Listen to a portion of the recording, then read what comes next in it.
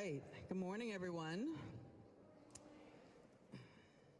I'd like to dedicate today's event to two of Massachusetts' own children that were killed by the childhood vaccines, Elias Timbenis and Cecilia Cottonsetti.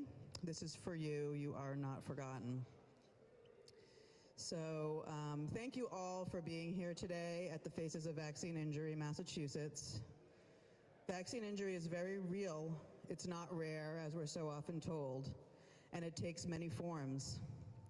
Today you'll hear the personal stories of Massachusetts residents whose lives have been forever changed, not only by physical injuries from the COVID shots, but also the crushing impact of mandates and overreaching public health policies. People who chose not to take the shot lost their jobs, careers, retirement accounts, and access to education. My name is Julie Boris. I am one of the founders of Health Rights Mass Advocacy. We believe every person has the fundamental right to make their own health decisions for themselves and their families, free from coercion. My own story begins when my child was injured by a routine childhood vaccine. I didn't have all the information, I didn't know the risks, and I didn't ask any questions. Because I assumed, like so many of us do, that everybody does it, so it must be safe, right? To be honest, I didn't really think about it. What still makes me angry today is that no one told me the truth. If they had, I might have looked more carefully, I might have delayed, spaced them out, or even skipped them entirely. But at the very least, as a mother who would do anything to protect her child, I would have made the choice I believe was best for my unique child. So that's why we're here today, to tell the side of the vaccine story the media ignores and censors. I want to take a moment to thank our sponsors today, Senator Peter Durant, who will be here later, Representative Justin Thurber, and Representative John Gasky.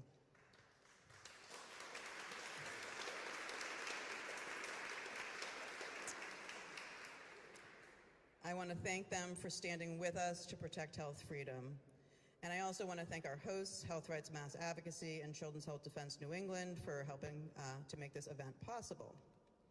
For the many speakers today, being here required extraordinary effort. Some are vaccine injured, struggling just to get through the day. Others had to take time off of work, travel long distances, and summon great courage to speak out, and we honor their strength. Our message is simple. Public health policies meant to help are in fact hurting people, and it's time to course correct. Our asks today are threefold: for the Massachusetts Department of Public Health to listen to these voices and immediately end COVID and flu shot requirements for healthcare workers and for students who must complete hospital clinicals in order to graduate. Vaccination must be voluntary, not a condition of keeping your job or earning your degree. Our second ask is for the Massachusetts Department of Public Health to withdraw its recent recommendation of COVID shots for babies aged 6 months to 23 months and pregnant women. The evidence you'll hear today makes it clear that it's time to change course before more people, more babies, are harmed. And our third ask is for the legislature to pass laws that will place checks on the governor's public health emergency powers. These powers are far too broad and were severely abused during COVID. There's two bills, Bill S. 1227 and H. 2011, an act relative to bodily autonomy and family integrity, sponsored by Senator Patrick O'Connor and Rep. Justin Thurber, who you'll hear from in a moment. These bills protect the fundamental right of the people of Massachusetts to make their own health decisions for themselves and their families, free from coercion, even during a public health emergency. And an Act S. 539H2431, an act prohibiting the requirement of a COVID-19 vaccine, an mRNA vaccine, or any other gene-altering procedure. This bill ensures that the Massachusetts residents have a genuine choice to accept or reject the COVID-19 vaccine, mRNA vaccines, or other potential gene-altering procedures without coercion. Because here's the truth.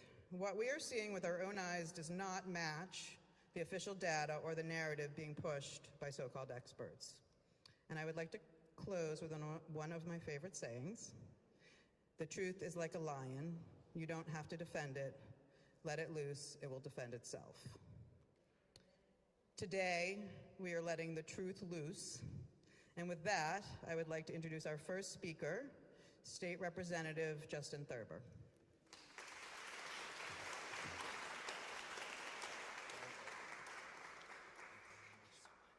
Thank you, Julie. Thank you, everyone, for being here.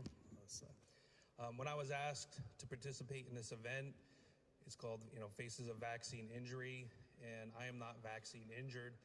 So I thought long and hard about what I would talk about. They said, maybe just talk about what happened to you, and I will, but I'm also going to give you a little bit more of what happened to me that a lot of people don't know the story. So obviously 4 years ago, we were in the throes of COVID, and I had a lot of time on my hands. I like to find things out, do some research. I apologize, it just keeps falling. I like to do some research or whatever, and I'd share it, right? Like most of my friends on Facebook. Obviously, I think a lot of people were there. Some would take offense to it. You're trying to kill people and kill kids. And I'm like, no, I'm just trying to get information out. Always trying to be respectful. And I think a lot of my friends knew that's all I was trying to do. And they would fight for me, right? They would say, listen, Justin is, just putting information out there that you might not see to make a more informed decision. About 4 years ago, a little bit more than 4 years ago, after the vaccine came out, there was an Instagram post, and some of you might be familiar with it, some of you might not be, that actually gained a lot of traction and actually stayed up and wasn't censored for a long time. And what it was women who were having menstrual problems after getting the shot. I thought that was pretty serious. I think there was like 40, 50,000 people that had posts about their experience. So I said, hey, listen, I don't really want to get into this, but I'm going to put on my Facebook, again, just a piece of information for people to have to make an informed decision. And what typically happened, I had a bunch of people that came out and said, how dare you do that? You're spreading misinformation. People are going to die. And at the same time, in my Messenger and Facebook, I had 8 of my friends who reached out to me because either their daughter, themselves, or their grandmother, who was obviously through menopause, has started bleeding again. I was thinking about this as I was just thinking about what to talk about, and even at that time, I just couldn't understand why these people who were going through this wouldn't sit there and go on that Facebook post and say, listen, Justin's not wrong. I am going through this.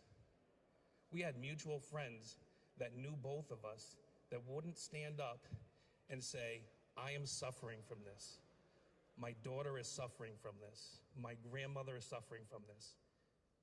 We're not saying get rid of these shots. What we're saying is there's something going on, and maybe can we make an informed decision or look at this? Now, fast forward a couple months later, I got a lot of shots in the military. A lot of people like to call people like me anti-vax. I'm not anti-vax. I have more vaccines than probably most people in this building. 29 years in the military will do that to you. I got a little more time. I got John Gatsky's time. I'm on a time clock. And I knew I wasn't going to get this. I was kind of wanted to finish my 33 years. I did 29 years.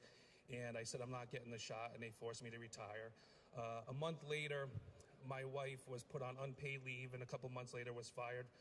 One of only 3 teachers fired in all of Rhode Island for not getting the shot. For 2 months, we sat there, didn't know what to do. One of our oldest child was going to start college. Do we sell the house? Do we move? I sat there and thought a lot about it. I said, listen, I dedicated 29 years of my life fighting for this country, for people to make their own decisions, to have their voices be heard, to not be censored, to make medical decisions that are right for them. And to me, I didn't know really what else I could do. I felt like we were losing ourselves as a nation, and I didn't know if this was the same country I was defending. So a buddy of mine that also got fired from the military reached out to me and said, hey, will you run for office? It's a tough decision. No money, don't know what your job prospects are. Your oldest going to start college soon.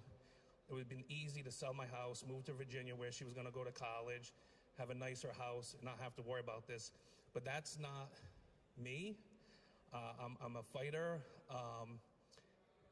And I want to convey something else to everyone here that's going to talk today, because here's one of the things, like, yeah, you can say Justin's a success story. 4 years later, he's a state rep speaking in front of you. That took a lot of work. It still takes a lot of work, but your voice matters. My voice does not matter more than anyone here's voice matters. And I will tell you, I understand there's a lot of times that the people in here have gone through things. You've had tough days. No one's listening to me. No one understands. You want people to hear you. So thank you for coming here to let people hear you, because what I hope happens is I hope more people start realizing that there's other people out there that are suffering just like you. Just like my friends who couldn't speak up, and I wish they did, I hope that you speak up so we can have the important discussion that should have happened before. So thank you everyone for being here. Thank you for doing this, and I appreciate your time.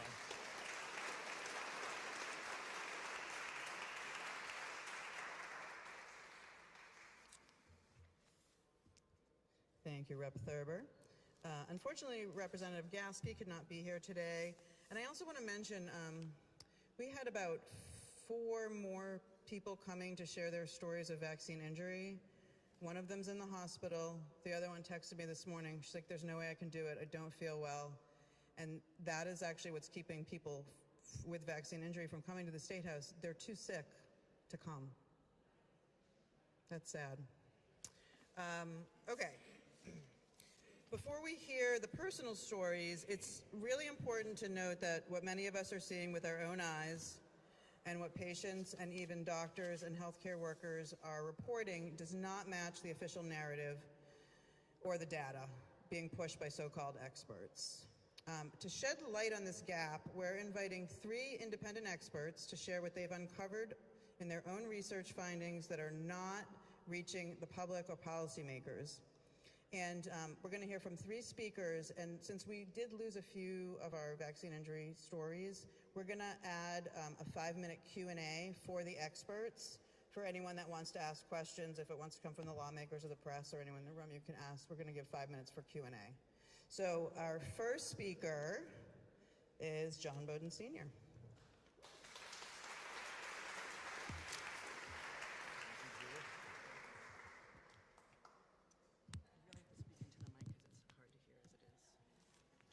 Thank you, Julie. Thank you, Julie. I'm going to have to hold it. I think it was, 2 years ago or three years ago? I don't know when the last time I spoke here was. I was standing at this very podium in this very room. I wrote my book. Yeah, Bonnie's holding up the book. So I wrote my book in 2 years ago, and I started selling it a year ago. And I'm going to talk about, in a minute, chapters 1 and 2. But a lot has happened since then. I'll bend over. Look like I'm teaching law school or something. People say, he's the data guy or whatever. It's not about data, it's about people. That's why I really like this event, because we have people here, and they tell their stories, but they're not stories, and they're not anecdotes. They're real life. They're injured for life. They've lost loved ones. It matters. And it's important to get the stories out there. So before I get into the data, I'm going to say that since the last time I was here, people have commented online. It's over 100,000 views of various snippets from my last talk here. They said it looked like I was wearing a prison uniform. And Michelle, my friend, made fun of what I was wearing. So I brought the same shirt, and I'm going to wear it.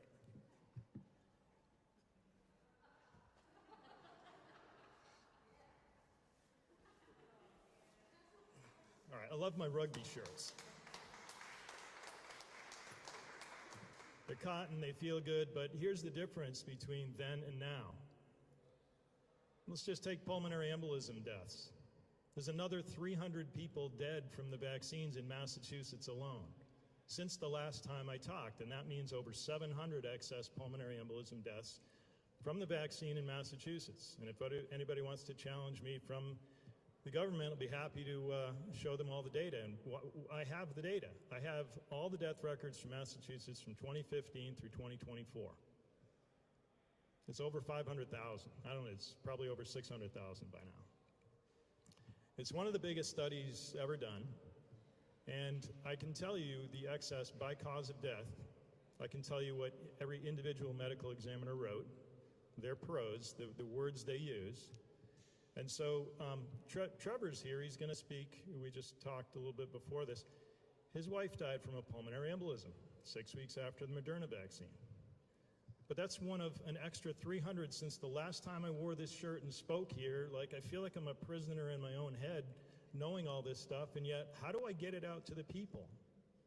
How do you get the people to know when the press generally doesn't cover anything like this?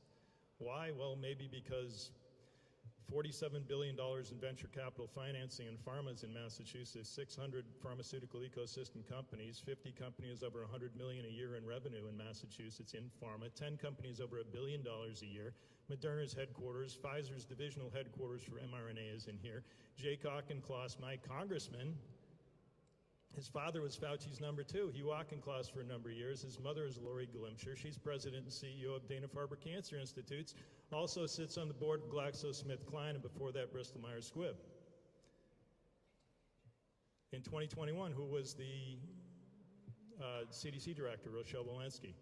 She was on the board of Mass General Brigham right before having that job. Who instituted the vaccine mandates? Her, and they went over to CMS and got CMS, that's Centers for Medicare and Medicaid Services, and they got them to lean on all the hospitals. We're going to withhold your money unless you mandate vaccines. And how much does Mass General Brigham take in? $4.1 billion a year from Medicare. That doesn't even count the $2 billion or $1.2 billion from Medicaid, $2.5 billion research and academic. What's that, BARDA, Biological Advanced Research and Development? But I said I was going to talk about people. I'm going to use the remaining time to do that. So, chapter 1 of my book is Cassidy. Cassidy Baraka was 7 years old. She died on January 18, 2022. That's a year after the other person I'm about to mention, a year later. So they knew what the vaccine does, and they pushed it anyway. They had a vaccine bus outside the school in Groton, Massachusetts, vaccinating all those little kids. So Cassidy reacted in 5 minutes, vomited for 8 to 10 hours. That was the first vaccine. Second vaccine, a few weeks later, she had terrible abdominal pain, 103-degree fever, didn't have bowel movement for days, and then died. A year before that, Breonna McCarthy was 30 years old. Her death record now says she died from the vaccine. 3 years after she died, and they said she died from COVID, not the vaccine. Under pressure from the books, from her father, calling the state and saying, fix it, make it right. And on Cassidy's death record, they said she died of COVID too, not the vaccine. There's no mention of the vaccine. At least in Breonna's, they couldn't hide it. There's a paper, Fatal Post-COVID mRNA Vaccine-Associated Cerebral Ischemia from Nadia McMillan, 6 doctors from Beth Israel Deaconess Medical Center and Harvard Medical College. This is an absolute vaccine stroke death. Strokes are up very high. There's a lot of excess. And I hope people realize these are real people. Trevor's wife, and then the extra, I think since I was here, 3,000 excess since I was here, dead from the vaccine in Massachusetts. That's over 7,000 people from the vaccine. Thank you very much.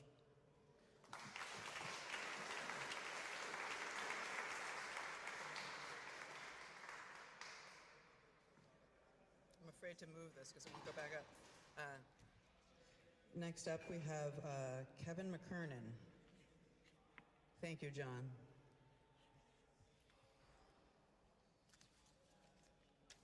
Good morning, everybody. Can you guys hear me okay? So, let me see, how's that better? All right. So I spent my career, 30 years in genomics, started here, actually across the river at MIT. Whitehead Institute, we were sequencing the Human Genome Project, racing Craig Venter, and it was an exciting time. We learned a lot, and I think the really shocking thing you're going to find out today is that all of the efforts we put into the Human Genome Project to understand how to personalize medicine were erased in the last 5 years. We've turned into herd medicine. We've ignored what we learned from this project. After the Human Genome Project, I started several biotech companies and have sold them. I didn't need to work for the last 13 years. I decided to get into sequencing medicinal organisms because I wanted to put them public to try to change the landscape of medicine. So when I came across the fact that there is contamination inside these vaccines, it stunned me. It stunned me that the field that we had developed, this ability to reduce the cost of DNA sequencing 100,000-fold in 5 years, which occurred with many of the great scientists here in this community, was never used on the vaccine. They injected it into 13 billion people, or sorry, 5 billion people with 13 billion doses. That's an enormous risk to the human population, to take something you've never sequenced, inject it into everybody, and hope things come out right. That might be the largest Darwin Award our species ever sees. When you understand what's in these vaccines, you'll come to recognize why. When we sequenced these, we found out there were still manufacturing DNA in these vaccines that were not supposed to be there, something that's known as an SV40 plasmid that is used in gene therapy that tends to integrate DNA into your genome.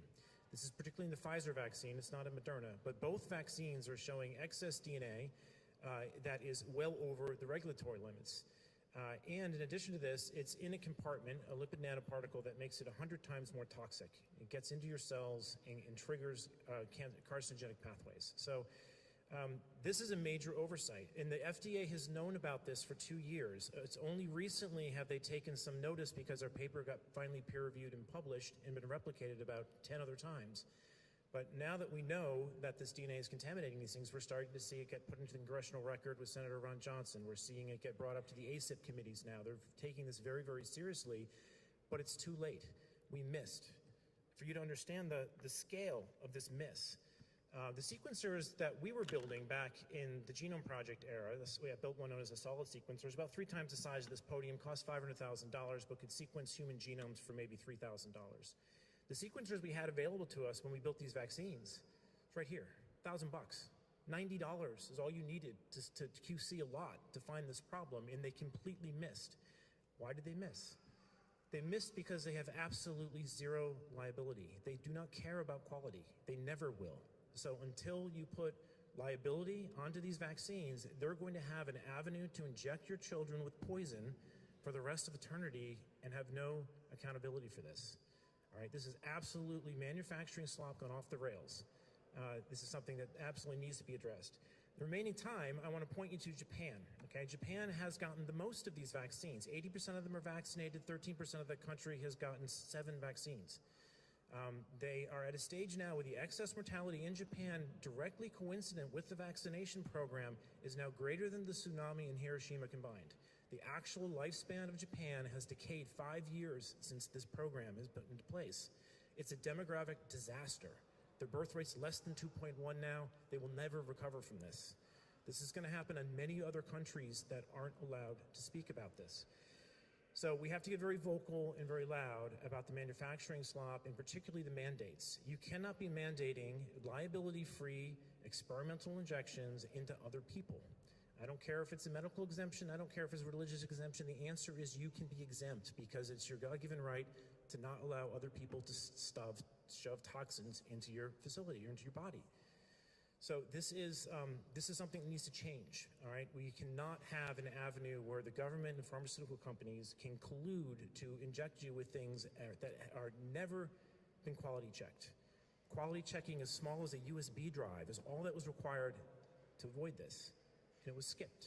And it was skipped because of mandates, because of liability waivers, because people are afraid of a cold. They want to inject their neighbors' babies with stuff. This is sheep-like behavior. It's unconstitutional, and it has to end. Thank you.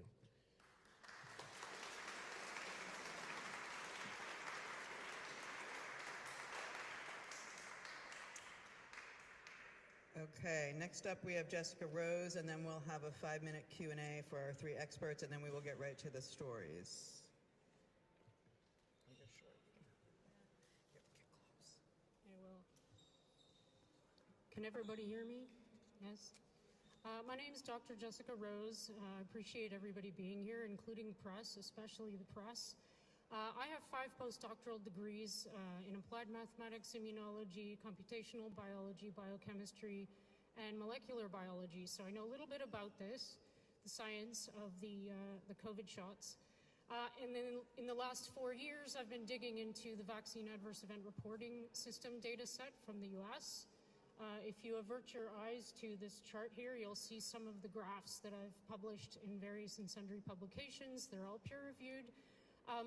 Before I get into what this data shows, though, I'd like to say for the record that I don't think there's any point in arguing over exemptions. I think everybody should always and forever have the right to choose. If the vaccines are safe and effective, there's no reason to mandate them ever or to talk about exemptions. So I think I would like everybody to take note of this image here, the image on the far left on the bottom. This is a representation of all the adverse event reports to VAERS from the inception of VAERS, which was about 30 years ago, from 1990.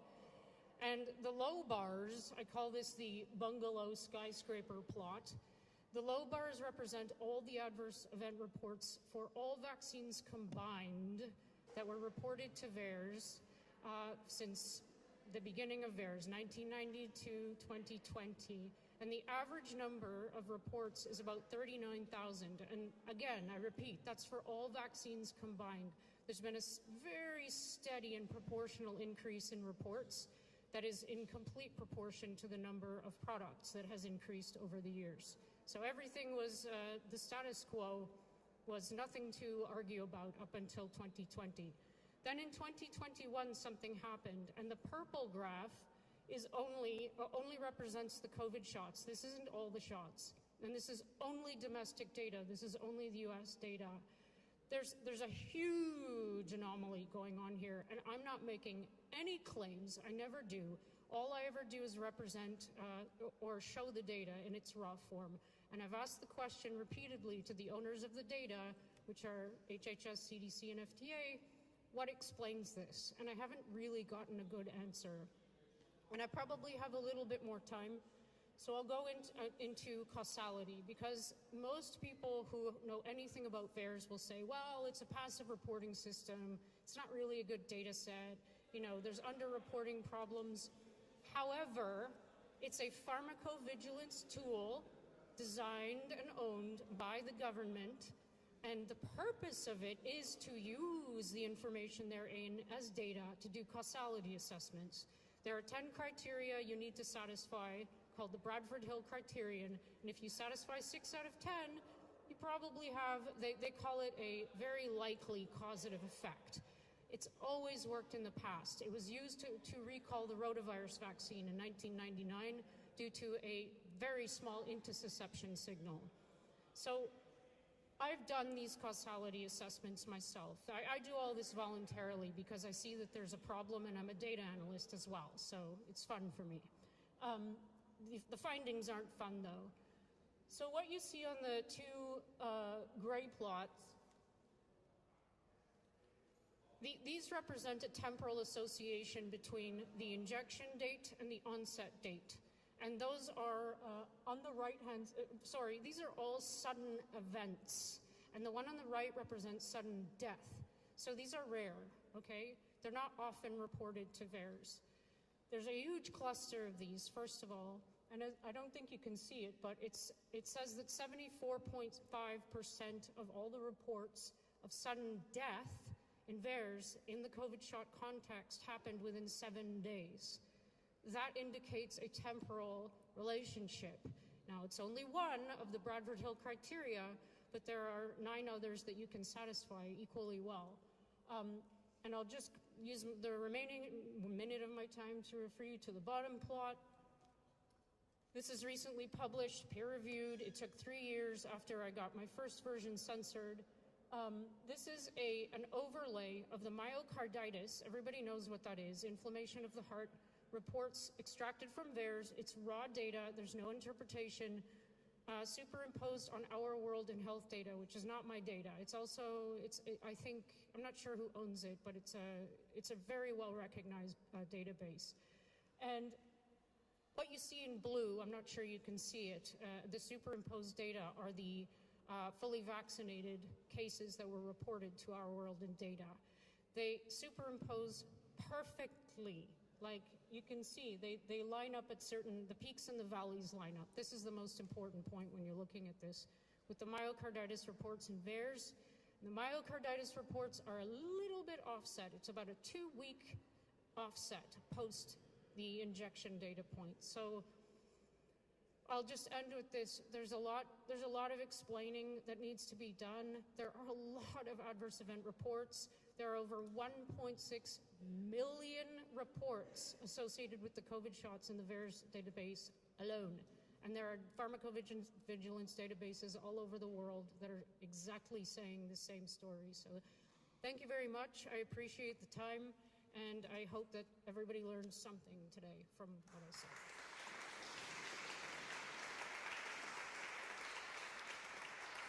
Okay, we're going to have a quick 5-minute Q&A for anybody that has questions for John, Kevin, and Jessica. Do you guys want to come up? Would that makes most sense. I might put my bag down. Yeah, do you want me to? No, it's with me.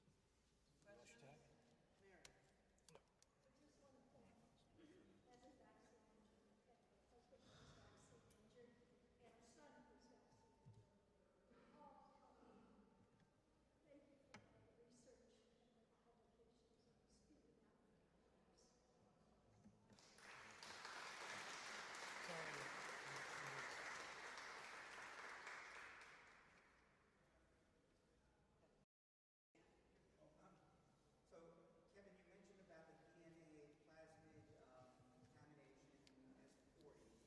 Can you flesh that out a little bit and tell us what that means more in layperson's terms and what impact that has on people's health and what you might expect going forward? Okay, so first and foremost, for those who didn't hear, he's asking you to more explanation on what this SV40 thing is. The first thing you should know is it was never disclosed to the FDA. That is a violation of all regulatory guidelines. You have to disclose everything that's in these shots. They omitted this, and it wasn't an accidental omission. We know from the data forensics on this that they intentionally omitted it. The tools that annotate plasmids annotate the whole plasmid. Someone at Pfizer went in and erased this to hide it from the public. Now, this thing's associated with cancer. What did Pfizer do after they released this? They went and bought up cancer companies. $43 billion for Seagen, $2.26 billion for Trillium Therapeutics. This is an intentional system that is designed to create a cancer wave, and they're going to profit from it. Why does it create cancer? It binds P53. The SV40 promoter is published by Drayman et al. To bind the tumor suppressor gene P53. It's also published by Sinigel et al. To be a somatic hypermutability element, which triggers the ApoBec pathway in cell lines.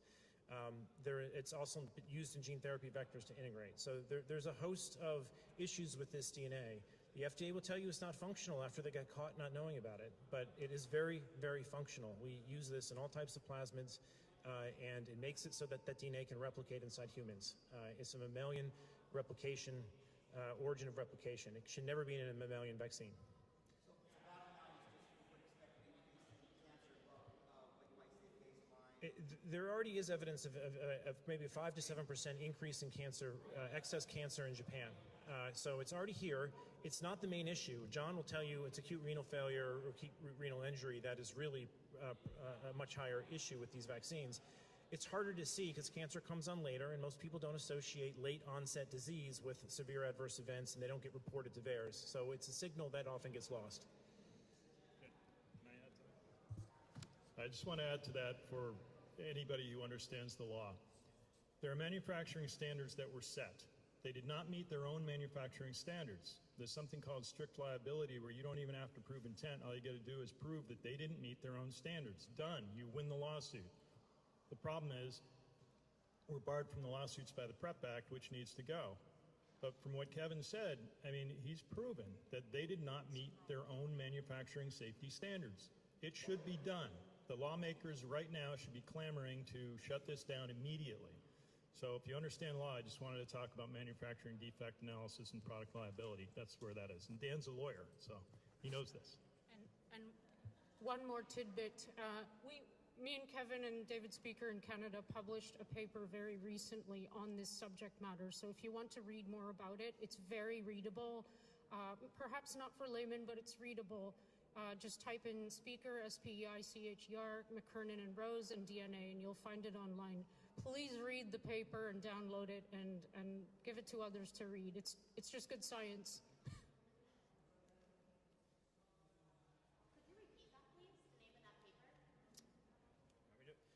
Speaker et al. So Speicher.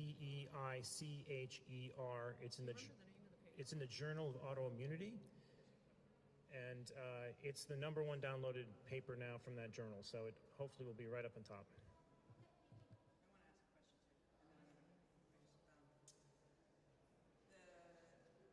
DNA plasmids, you hear people say that it can integrate with your genome and change the human genome. Can you explain a little bit what that means in layperson? Yes, so one of the selling features of these vaccines is that it's mRNA, and mRNA shouldn't get into your nucleus and change your genome. The moment there's a DNA contaminant in there, that story's out the window. So these DNAs from the plasmids have nuclear targeting sequences. They get to your nucleus, and they likely integrate at some frequency. Whether those turn into cancers or not, we don't know. Whether that's clinically significant, we don't know. Sometimes the immune system will clear these cells out if the DNA integrates and causes problems. I think the integration story is a little bit of a misdirection. I think pharmaceutical companies are asking everyone to look for that, and unless you find that, it doesn't matter. That's not true. In fact, the moment the DNA gets into the cell, it triggers a particular pathway that can be oncogenic, known as the C-gas sting pathway. It's an inflammatory response because it sees bacterial DNA in a cell and it thinks you're septic. And so you get this massive cytokine and interferon response. So it's the transfection of the DNA into the cells is the problem, that it's come from bacteria, and since it's bacterial DNA, it has some methylation signals that trigger a certain response. I think that's the main issue that we're probably seeing in more of the acute side of the reactions. If it's proven that they've integrated, that of course might be playing a role in cancer. But once that DNA has gotten into the cell, it's inhibiting P53. It's right there. That's where it should end. If any shot has a P53 inhibitor that was never disclosed, it should be banned from the marketplace, and the people who did it and hid it from regulators should be in jail. Can I just add one thing to that? Because I can hear some thoughts right now saying, so how did it get in there? This is through the production process. So that when Kevin was speaking about the process 2 used in the commercial products, they used to an E. coli plasmid system. So it's the final step, the cleanup of the nucleoside modified RNA that was not done properly. So the DNA carryover happened. I won't get into detail, but that's how it happened. And there are many ways you can test for a pure product at the end that these guys they're using. And they're using, anyway, this all should have been done properly, and it wasn't. And it's clear because there's DNA in the vials.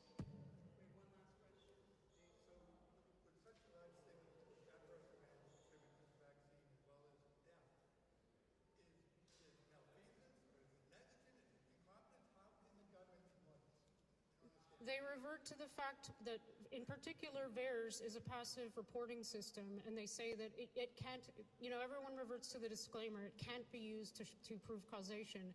But that's BS, because they actually do use it to prove causation with this secondary set of methodology that I mentioned, the Bradford Hill. So it's an excellent question, and it's the one I've been asking for ages. And I just want to reinforce the fact that this is just one data set. All the data sets all over the world, not just health databases, are showing exactly the same signals. You can look at, anyway, I won't go on. We don't have time. I want to give one more side of this, which is the monetary side of this. The NIH has $1.2 billion in royalties coming in for these vaccines. They are not going to speak against them. The FDA gets half of the revenue from the PDUFA Act. They're not going to. The PDUFA Act means pharmaceutical companies are funding half of the FDA budget. The CDC has a CDC Foundation, which allows the Gates Foundation and other people to fund the CDC. None of these agents are independent. These agencies are effectively pharmaceutical marketing firms disguised as government regulatory bodies. That's the problem.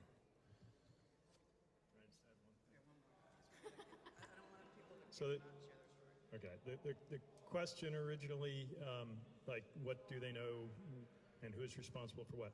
It depends on the individual. Some people have the mens rea, the mental state, where they purposely drove these products to market knowing it. Some knew that something would happen. Others are just reckless in not testing it. But when it comes to the manufacturing testing, they skipped the final step in process 2, like Kevin said, for profit. That's it. They shirked their responsibility because liability was driven to zero through the PrEP Act. When you drive liability to zero, the burden of precautions goes out the window, the manufacturer shirks, and the negative externalities manifest in death and maim instead of, I had to pay $2 billion for a trial. So it's an economics equation, but it's also behavioral. But in the end, what you asked is, yes, it's criminal. But you have to identify people, not entities. Thanks. Thank you so much. Thank you all so much for coming. Okay, we're gonna hear from our first speaker. We have Mary Gammons.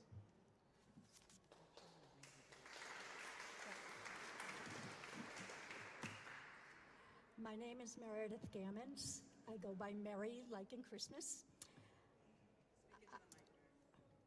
Okay. I am a retired RN with a background in public health, OB, and pediatrics. I was also a very active, healthy senior until March 30th, 2021.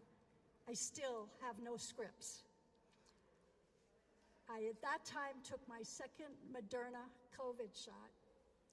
Within 12 hours, I awoke from my sleep. My body was on fire, tingling, burning, severe pain that started in my feet and spread throughout my body to my scalp and down to my fingertips and down my spine. It was like an alien experience. I was like, what the heck is going on? I screamed at my husband, go get a kitchen knife and slice open my legs. They're going to explode. I was bedridden for 5 days, unable to walk. It is now 1,637 days later, and I continue to fight all my neurological system issues. I also have many high out-of-pocket costs because none of it is covered, because there is no code for anybody to bill for a COVID vaccine injury. We know how research around the world, as you've heard from John and Kevin and Jessica. We know that 17 million plus have died around the world, and many, many more just in the States, hundreds of thousands of us. Cardiac, vascular, immune system, neurological, fertility, menopausal, stillbirths, miscarriages, menstrual cycles, gene mutations, turbo cancers, and of course, many deaths. All are in excess, as John has proven. We know every batch was not the same and highly contaminated. You just heard it. We've all been poisoned. My husband was also healthy. He now, as of last November, has a mutated, acquired gene mutation. It is not genetic. He has a very high platelet count, which also causes bleeding issues. So we go between clotting and bleeding. I also have a 46-year-old son who has passed out routinely, broken facial bones. He has POTS, and he just at 46 had his first ablation for cardiac issues. I have one son who never took a vaccine, one I should say. He did take one. He's a teacher. And the other one happens to be a doctor who thought they were wonderful. I have 16 double column pages of a notebook that I organized of family and friends who died, who were injured from 21 on. I cannot keep up. It's not over yet. We all know someone. We know now that big pharma, government, media, and the medical world colluded and denied us care, informed consent, and the rights to our own body. What happened to do no harm? Where is the medical community? What happened to our bodies ourselves in Massachusetts? It was published here years ago. Doctors who saw patients acknowledged maybe to the patient that they might be vaccine injured, but couldn't say it out loud and were silenced. But yet they still collected and pushed the boosters. Why are they not researching all of us injured? Some of it is coming out now, thank God. It was a lonely and frightening and isolating, trying time, trying to figure out what is going on with my body. No mandates, ever again. We know our medical history and our bodies. and work with our own physicians that we trust, and that's pretty much gone. The data is being shared daily. Thank God we have more coming out. Please recognize what has occurred, I say to doctors and legislators and everybody in the community. In closing, I'd like to say the words from Charlie Kirk. Freedom in this country, family, and faith are our top 3 priorities. We are asking for all 3. Thank you, Health Rights Mass.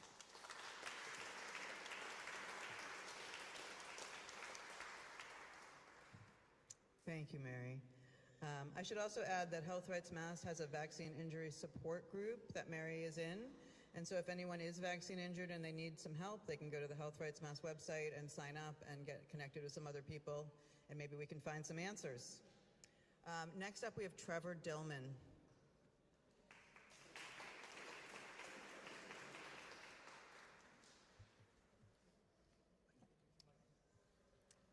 Thank you, everybody.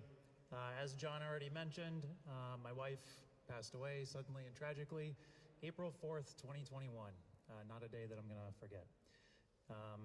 It was sudden. It was about 6 weeks after she took the COVID vaccine, and we never really got any answers about it. Although she was, according to her, instructed to get the vaccine in order to continue her job, she was somebody who passionately and enthusiastically went out and sought the vaccine. She viewed that as a calling and a way to help people. That's just who she was. She was a giver, somebody who loved to help. And she unfortunately gave her life to do that. It was a devastating day. It was in the middle of the night. We really had no warning before it happened. I was awoken in the middle of the night, discovered her outside her bedroom, heard a noise, which I thought at the time she was choking. But what it turned out to be later, which although I had heard the noise before, was the death rattle, didn't occur to me that would be happening. Called 911, ambulance was on the way, worked to keep her awake. She died shortly after in the hospital. Her heart stopped, pulmonary embolism. The moment that the doctor walked in and told me that at this point she hadn't been conscious long enough, or she had been not conscious long enough that even if they were to revive her, there probably wouldn't be much left. Hard to describe what that feels like, especially having, again, really no warning and it being very sudden. I didn't know it at the time, but the moment that she did pass, I was holding her hand, so I had that, and I did see the light leave her eyes. It was a brutal day, and threw my life into chaos. I've since then been working to give in her stead, and I want to say that I commend everybody who has the courage to come out today and share their stories and do what you're doing. I'd love to get some answers, so let's get those. Thank you.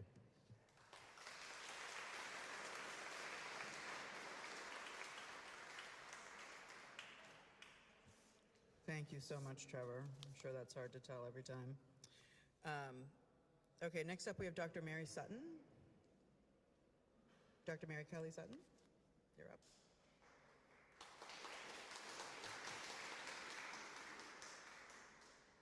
I'm Dr. Mary Kelly Sutton, and 10 years ago I was working in California.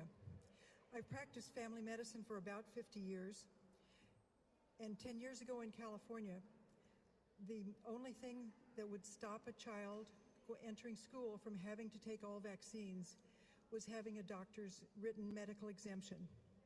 I want to tell you one of the stories that I heard. A mother told me that her older son at age 12 received a Tdap routinely, developed kidney disease, and died. It was autoimmune lupus nephritis. Now she was being required to vaccinate a younger child, and she asked me to give that child exemption from vaccines. I knew that the ACIP recommendations did not say anything about exempting in general, but also did not find a contraindication to vaccinating was that a sibling or a close family member had died from a vaccine. I also knew that vaccines were not studied to understand why adverse reactions happened.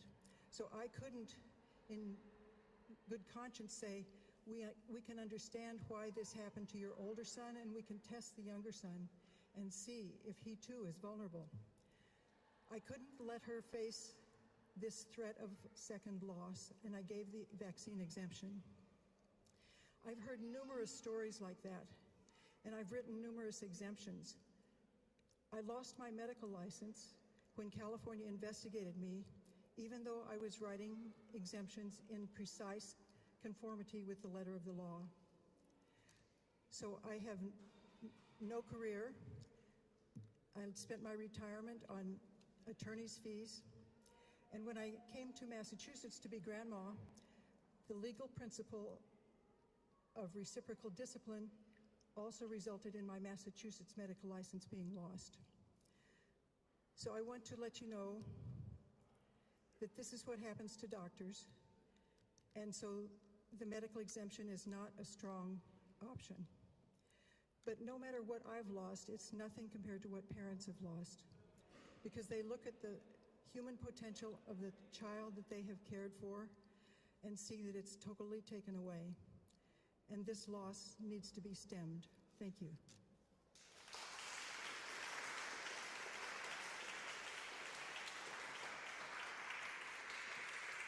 Thank you so much, Dr. Sutton. Next up, we have Willard Perkins.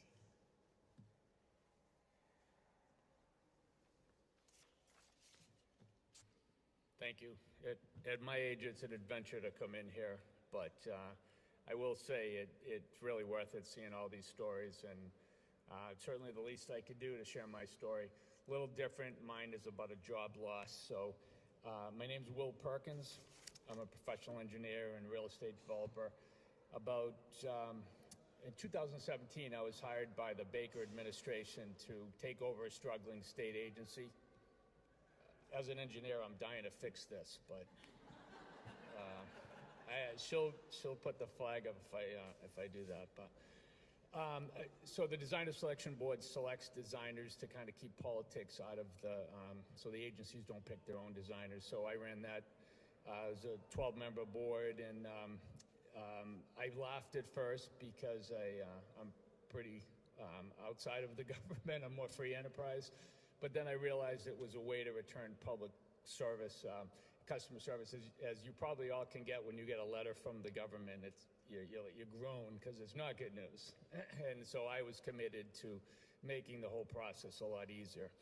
So during my time there, I passed legislation. The thresholds for triggering designer selection for the municipalities, the whole state, hadn't been updated in 20 years, so we upped that. I recruited a totally nonpartisan professional board of engineers and architects, very pleased with that.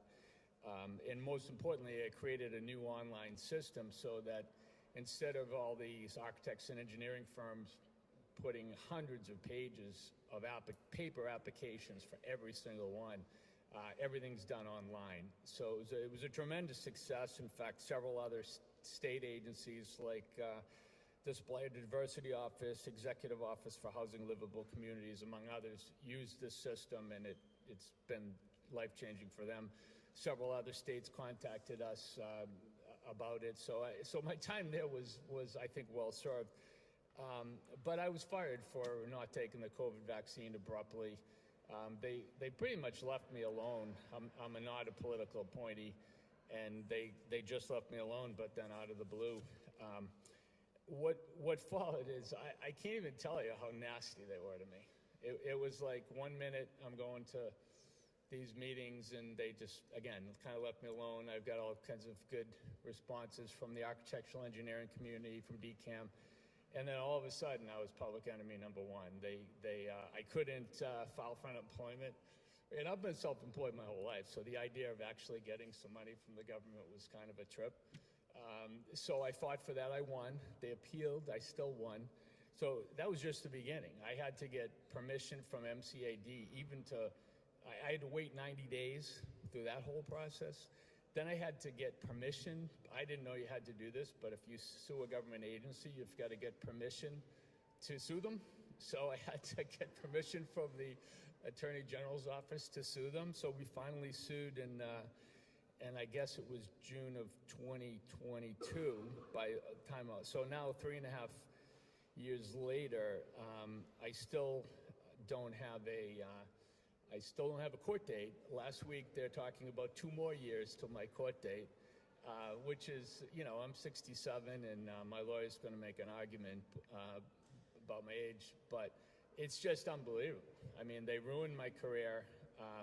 I'm self-employed, so I have things to go back to, but who wants to hire an engineer consulting that is suing the governor? So it was not, and then when you file suit, it's like all these, I think Morgan & Joy is the firm, they're all politically connected ex-state employees, and they have an unlimited budget.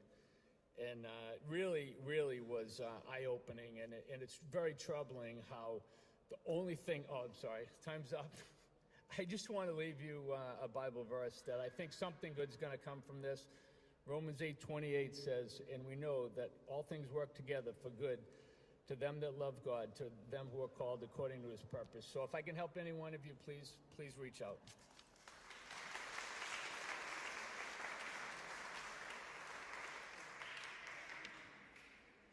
Thank you so much, Willard. Our next speaker is Carol Mitchell. Thank you for coming. I know it was a challenge for you to get here today. Good morning. My name is Caroline Mitchell.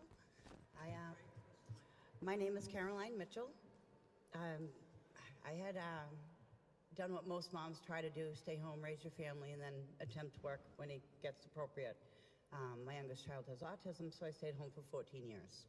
I returned to work February 2020 to an investment firm. Had basically got right back into the administrative career that I wanted to go right back to that was permanent for the rest of my life. As most offices had to deal with, there was the 100-person requirement to get the COVID vaccine at the time. I had then worked in the small office and was able, right at that requirement was dropped, I then kind of got the eyeballs from my coworkers and wondering when I was going to get the vaccine and asking small 6-person office. So I then went ahead and at the time I was walking and running every day up to 6 miles. Young, I'm now 51. This is 2021 when I got vaccinated. 2020, I got the position. Very, very active, no medications, no ailments. It was just years. I'm the youngest of 7, so I enjoy walking and running. I would take down the trees on my property if there were limbs and things like that, repaint the interior of your home. I was a automotive mechanic at the age of 20, so I was just very strong and healthy all these years. I got the vaccine immediately. I was down. The 2 nurses standing next to me to make sure I could go home, that 10-minute wait was no longer 10 minutes, turned out to be a half hour or more. They contemplated to send me to the emergency room because of the effects. They got me resolved with cold water, cold ice pack, take my shirt off, get some fanning down. I went home that evening, go to bed, and in shorts. It was April. I'd walk and run that morning right down my road, went to work till 4 p.m. and then proceeded to get the vaccine. That evening, my knees were swelling from both knees, proceeded to take over one leg. One leg was this much bigger than my other leg. As you see, I'm not very big. That had happened and lasted over the next several weeks. It took me 1 week after the vaccine to find out, did something happen to me? I got reevaluated with an allergist, got confirmed, go ahead, you're all set, get the next vaccine. I was paralyzed, literally. 4 months, my husband carried around my home, hand-fed me, gave me medicines, my dog right by my side, and I couldn't move a finger. Couldn't pet him, couldn't enjoy any of my hobbies, anything I did to take care of my home and my family. I am 4 years in, and I am junk. I'm on immunosuppressants. My body's been attacking myself since April 29th of 2021, and I just had new blood work done last week, and it is confirmed I still have abnormal plasmacytoid lymphs, and they're now got paperwork in Mayo Clinic to figure that piece out. I had the myocarditis, I had the vaccine thyroiditis from the beginning, several organs involved, and I am 12 joints that I deal with severe arthritis type of symptoms. My autonomic system is junk, battling on when I need to leave due to the heat. So I'm on permanent medications now to function at the age of 51, and I have my 2 PCA caregivers that come with me 4 to 5 days a week to help me. I urge you to please look further into this before we pass something like this and protect our children. Thank you.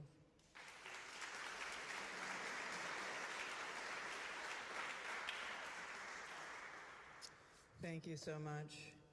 I think one of the biggest crimes of this is that people that are vaccine injured, their vaccine injury doesn't get acknowledged, and if you can't acknowledge it, you can't help them. And so there's a lot of people suffering. Thank you for sharing your story, Carol. Next up, we have Natalia Vargas Sanchez.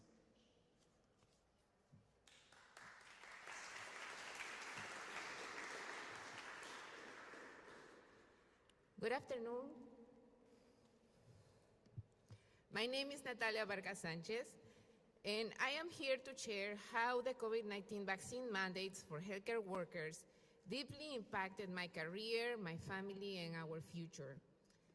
I arrived to the United States in 2009 from Panama with only a basic level of conversational English. Through the years, I was able to perfect my English and advance my education to become a board-certified family nurse practitioner.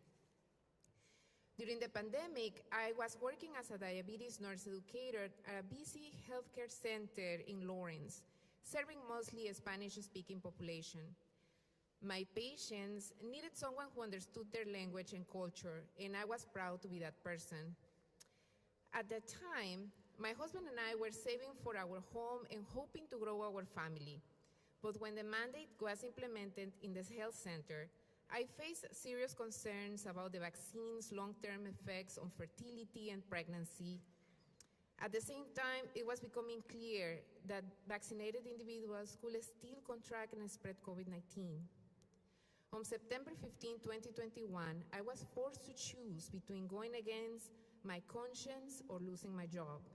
And I was forced to resign 1 month later.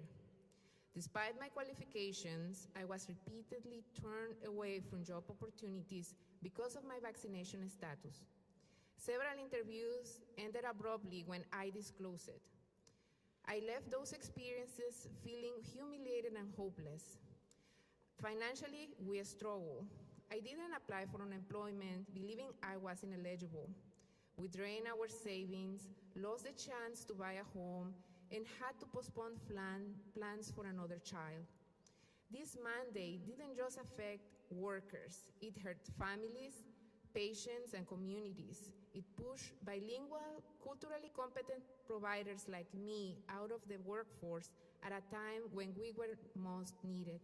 Thank you for listening.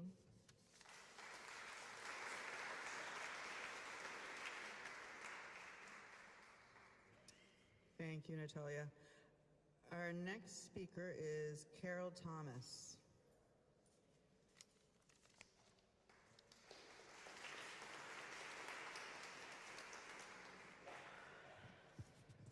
Good afternoon.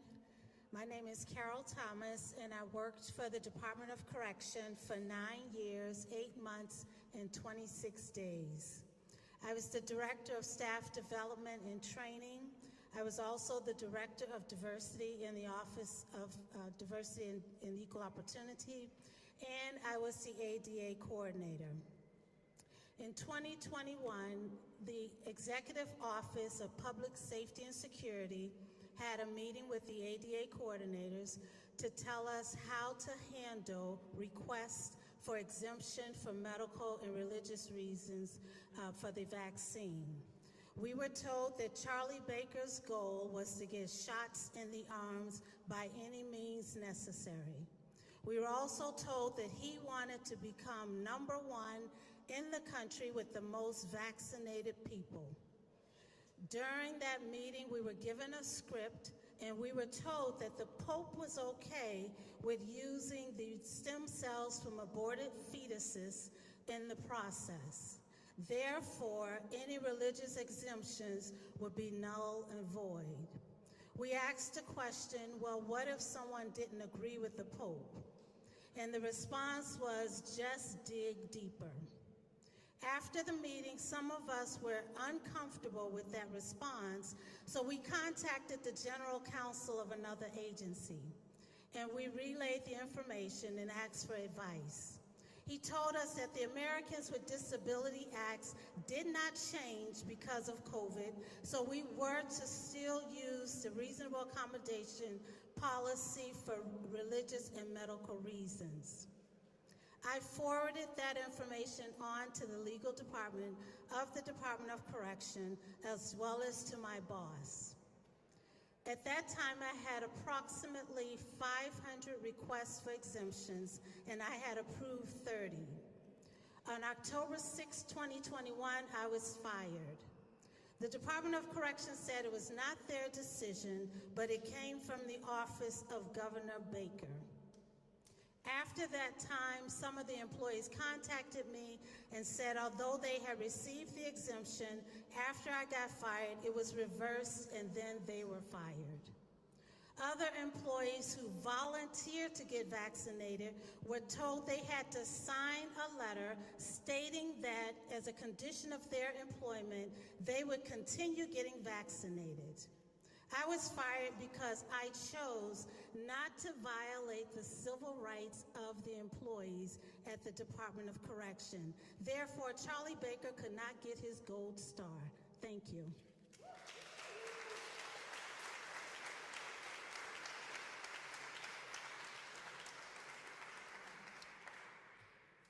Thank you very much, Carol. That was very interesting. Okay, next up we have Teresa Goldthrup.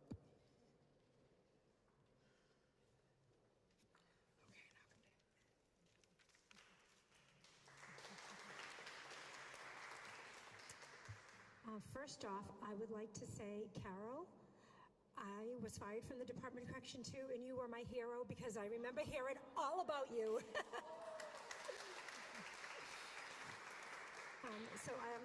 I'll just go on. Hello, good afternoon. My name is Terry Goldrup, and I'm here today to share how Executive Order 595, which was the mandated COVID vaccine, changed the course of my life.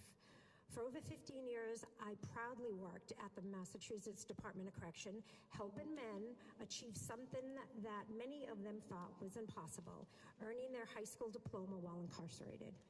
I loved my job. I received excellent evaluations, and I believed it was a career that I would retire from. This was more than a job to me, it was a calling. I really enjoyed it. I did teach in the public and private sector, and left that to go teach in the Department of Correction, and there was just something about it. When Executive Order 595, the COVID vaccine mandate, was issued, everything changed. Even though the order was rescinded in May of 2023, I have not been able to return to my position.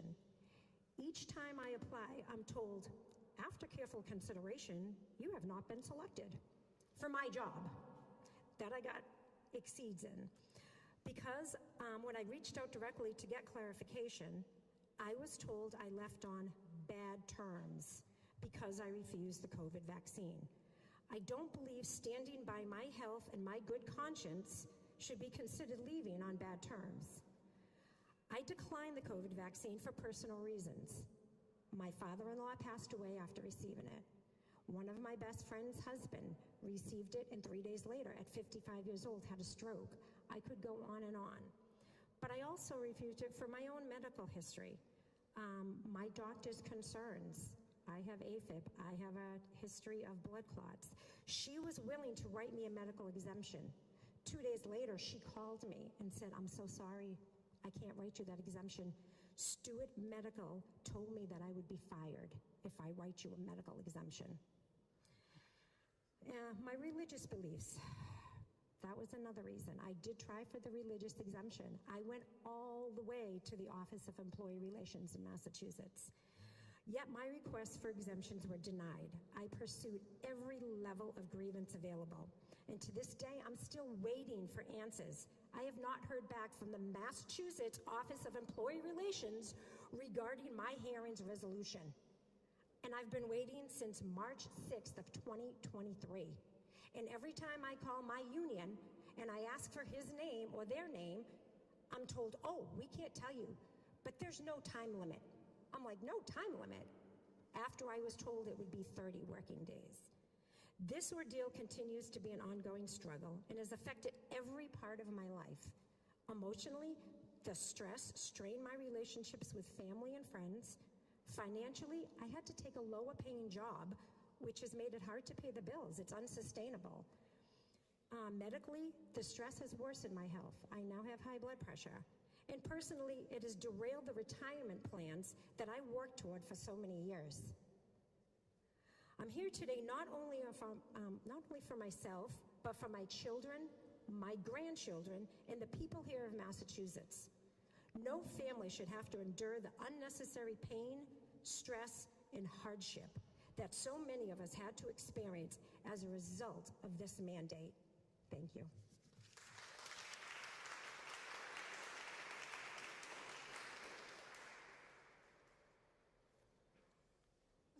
Our next speaker is Kenzie Rhodes. Thank you so much, Teresa.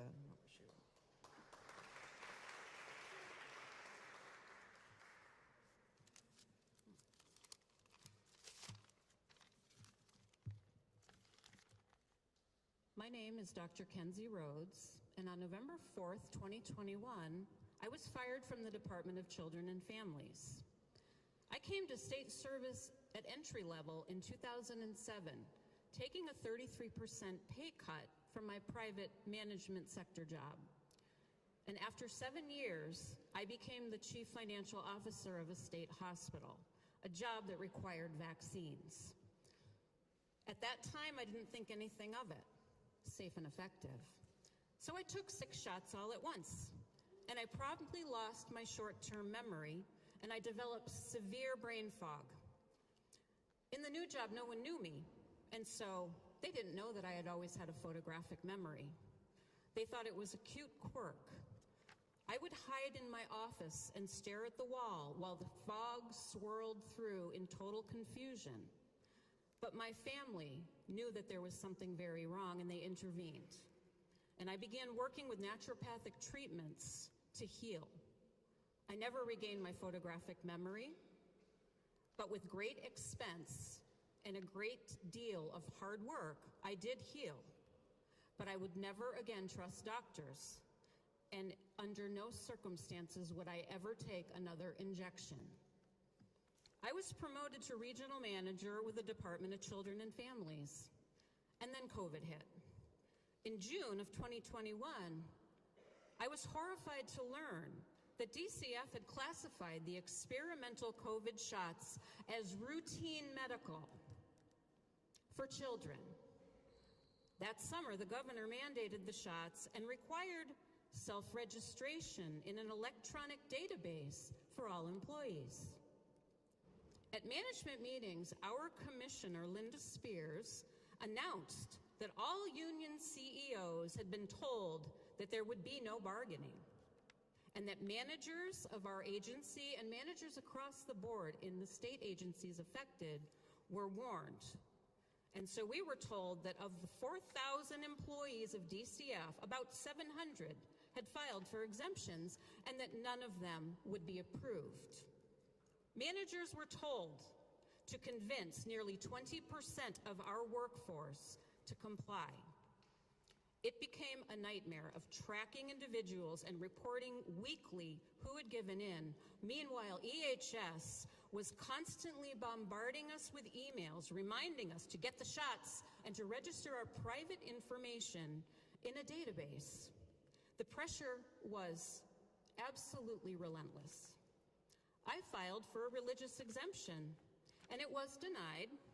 And when I told the EHS director that they were violating Title VII of the Civil Rights Act, she told me it didn't apply to them.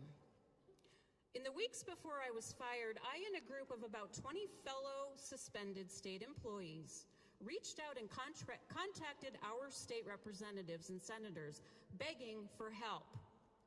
We were all told that there was nothing they could do. I was fired, and I lost almost everything: my career, a $90,000 a year salary, my reputation, my friends, my home, and I ended up living in an old camper. I survived on a small pension that I had just become eligible for. But you don't really accumulate much after only 14 years of state service. But it was enough while I began rebuilding my shattered identity. But I kept asking, how did Massachusetts get away with mandating medical tyranny? And why were they so sure that the law didn't apply to them? And so I began some deep research. And guess what? I discovered that the state government isn't what they claim to be. And so I got out of the system and I declared my status on land as an American state national, and I have been on that path ever since, and I would never go back. And so now I'm here telling my story because these wonderful and honorable people asked me to, but unfortunately I don't really believe that the general court is willing or able to do the right thing by the people. And so I'm inviting them to prove me wrong. Thank you.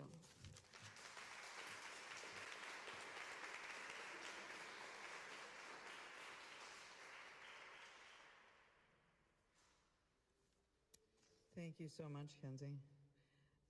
Our next speaker is Mike Gallagher. I'm going to need to put this. Thank you. My name's Mike Gallagher.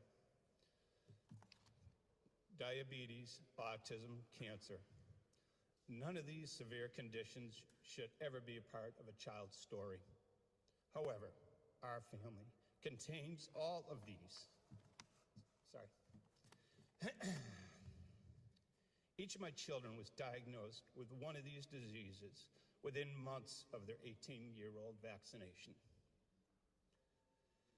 As I look back at the decision to blindly trust the doctor's directive to vaccinate our children, without question, we realize that the decision caused our children and us years of pain and struggle that continue to this day.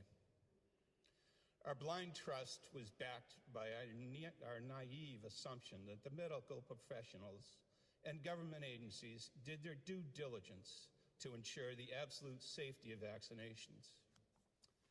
We learned from our own in-depth research that this was false.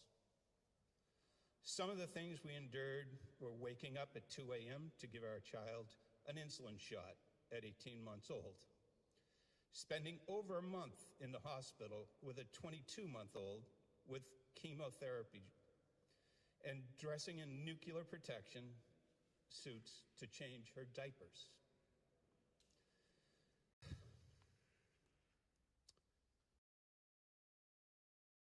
These experiences made me question medical decisions required of parents, especially when they insist. Apologies, I got lost. These experiences made me question medical decisions required of parents, especially when my instincts suggested the possible link between these sudden illnesses and the vaccines my children received. Our concerns were dismissed by doctors who denied any connection and refused to accept any financial responsibility for the potential adverse reactions. The uncertainty lingered, fueling my resolve to protect my children and do my own research. It wasn't until years later, in the context of the COVID pandemic, that my quest for understanding intensified. I turned to resources like the VAERS information, the site searching for patterns, stories, or anything that might be shed a light on the questions that haunted us. What we found was both reassuring and alarming. I was not alone. I learned the vaccine injuries were very real and purposely hidden. During the pandemic era, one of the first things I noticed was the absence of vaccine insert information at pharmacies and medical offices. No pharmacies could explain the lack of information within the package. Yet, they were still giving out shots freely. Doctors were not even engaged in the conversation. No readily accessible list of ingredients or possible side effects was anywhere. The absence alone raised questions. Why were there such a lack of transparency, with something so significant? Rather than illuminating issues to the public understanding, the current approach of the details, they restrict access to the knowledge. The strategy raised concerns about the lack of commitment to the people's right to be informed. In search of legal resources, I found the Nuremberg Code, which forbids forced medical vaccinations or treatments. They became a reference for me. I aimed not only to hold the medical community, but also local government responsible for and remind others of the right to refuse consent. The impact of our family struggles extended beyond the physical health. My wife lost her job at a school as a paraprofessional due to vaccine mandates, and our request for religious exemptions fell on deaf ears. They gave no explanation on why they were denying it. It was an arbitrary decision and caused emotional turmoil within our family. In seeking solidarity, we joined groups like Blessed by His Blood, the Vaccine Control Group, hoping for both community and protection against job loss. It took my wife over 3 months to heal enough from her town's rash decisions, an emotional toll to seek new employment.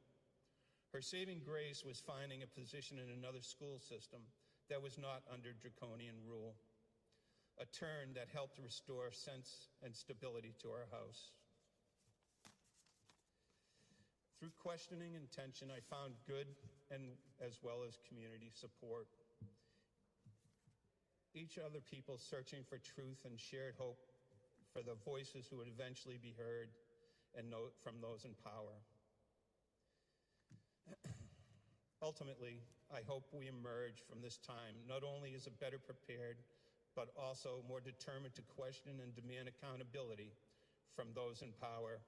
May our governments learn to truly listen, and may the citizens never relinquish the right to make informed decisions about their own bodies. Let me be vigilant, and let's all be vigilant, compassionate, and above all, afraid to ask questions that matter.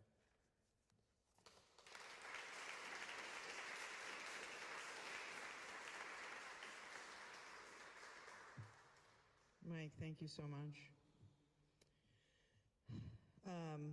Your family has seen their fair share of vaccine injury, that's for sure.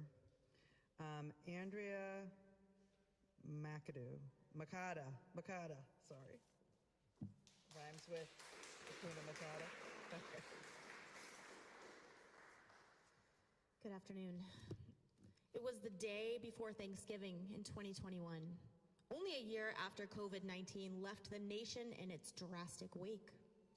This holiday season was even more meaningful as families and friends had been torn apart by the physical and emotional turmoil of the pandemic. So it was especially shocking when I opened my mail to discover a letter from the state of Massachusetts, the Department of Children and Families, stating that I was officially terminated from my job. Charlie Baker's mandate to enforce the COVID-19 vaccination eliminated needed social workers like me from helping Massachusetts orphans and families, both during the pandemic and in the aftermath of COVID-19. Despite my state-recognized religious exemption, I was not offered accommodations that would allow me to continue to perform the function of my job responsibilities. I was simply terminated. Although I proved I was fully capable of abiding all of the prevention protocols provided, while successfully carrying 25 cases, working overtime, performing extra duties outside of my responsibilities to support my coworkers who were medically compromised, It did not matter. According to the state, my state-recognized exemption caused the state, and I quote, undue duress. Much like many Americans trying to make their American dreams become reality, I was also pursuing a graduate degree in the health professions while working full-time to support myself and my aging mother. This dream, too, was crushed by the vaccine mandate. Today, students who do not take the COVID vaccine still cannot participate in clinical rotations. My choice to remain unvaccinated from the experimental and emergency use only drug was easy to make. I turned to my God and prayed for him to release me from this feeling of resistance to the vaccine. When those feelings did not come, I knew getting vaccinated was against everything I stood for. In time, my choice became clear. Not only did COVID vaccines never make it to human trials in previous studies due to weakened immunological response in animal subjects, which led to early death, but my gut instinct resisted every practical and otherwise rational attempt to go along with the tide. I wanted to believe that my government wouldn't lead me astray and that I could remain in my daily routines, but God answered my prayers. My apprehension never ceased, and I obeyed. It was hard. My personal and professional life was severely injured for refusing to be injected with the experimental vaccine, which was being proclaimed as a panacea by every mainstream outlet. However, those who create policy know there's never a cure-all method. My body, my choice, which once rang from the mountains of the Massachusetts shores to the sea, was officially stifled and silenced. Cancel culture smeared me. Friends turned their backs on me. I wasn't allowed in the movies, the YMCA, swimming, concert venues, sporting events, dance studios, restaurants. The list goes on. My life came to a halt. The imposed isolation felt demoralizing for a time. The isolation was so strong, I considered a move when a former supervisor called to check in on me and encouraged me to move to Texas. Her sincerity was apparent, and I appreciated the sentiment, but then I thought, why should I have to leave my home and my family? It is the state's inherent responsibility to ensure the well-being of all Massachusetts citizens, including me. The proverbial iron curtain solidified, and it fell between me and all those who chose to remain in compliance. Realizing that I was swimming upstream felt like a God-forsaken predicament, but good thing I'm a good swimmer. In reality, this became my biggest setup for growth. The state's acknowledgement of my religious exemption exposed my deep conviction to obey the still small voice of God within. It also reignited my scholarly commitment to remain curious and to keep a healthy sense of skepticism. HIPAA was killed by the Massachusetts mandate. With my privacy completely invaded, I was judged by my vaccination status by strangers who demonstrated that I had absolutely no right to exist without repercussions. I bravely embraced my new brand. So I thank you, lawmakers, for your dereliction of duty and to promote the well-being of constituents like me. Like many others, I am no longer hoodwinked by your narratives or marketing appeals to blindly become vaccinated. I will continue to conjecture until I am fully satisfied that you will turn from your biased echo chambers, clamoring with stale refutations, toward the heaping piles of alternative policy and scientific postulations that scream for attention. I hope you listen. Thank you.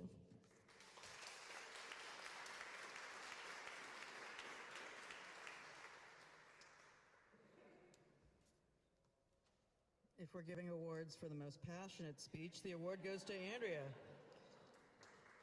Good job. Our next speaker is Bruce Budrick.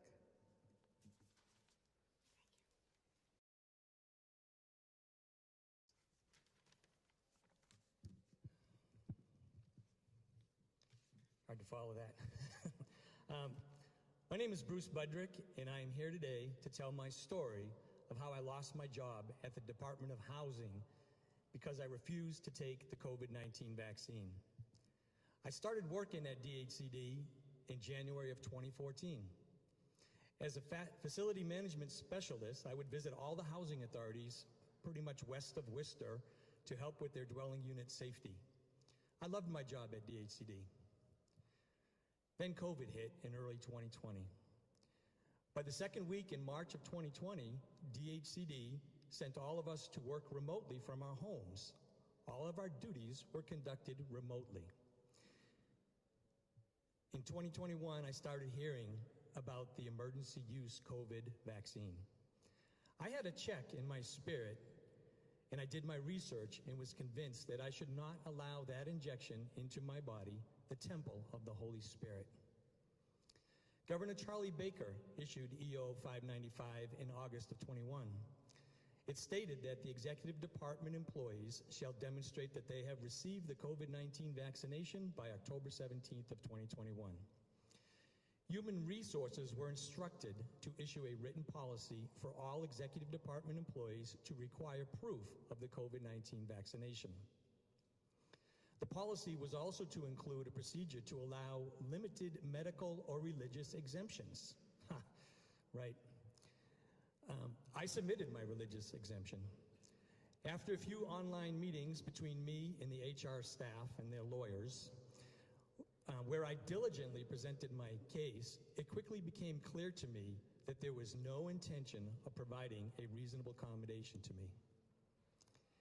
Their response to my religious exemption said, the department has granted you the presumption that your opposition to EO 595 is based on sincerely held religious beliefs. Unfortunately, despite this presumption, DHCD cannot grant you a religious exemption. They said the reason was the cost associated with managing regular weekly testing would be more than de minimis, a legal term they conveniently used, right? As such, it would pose an undue hardship on the agency. I was hired in January of 2014. I was terminated in October of 2021. I worked for DHCD for 7 years and 7 months. Unfortunately, it takes 10 years to be vested for retirement. I also worked for my country, and I worked 15 years until there was a reduction in force, so I could not get full retirement even in the military. They even tried to deny my unemployment. This wrongful termination has removed any hopes of retirement and has been extremely difficult the past 4 years. The jobs that I have had all been a salary cut. Thank you for allowing me to tell my story.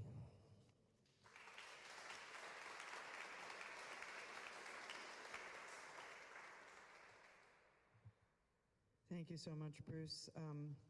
Our next speaker is Lindsay Hurley. She's going to be speaking for a lot of the people that couldn't be here today. As I mentioned, Health Rights Mass collected over 250 stories, and she's going to share just some excerpts from a few of those.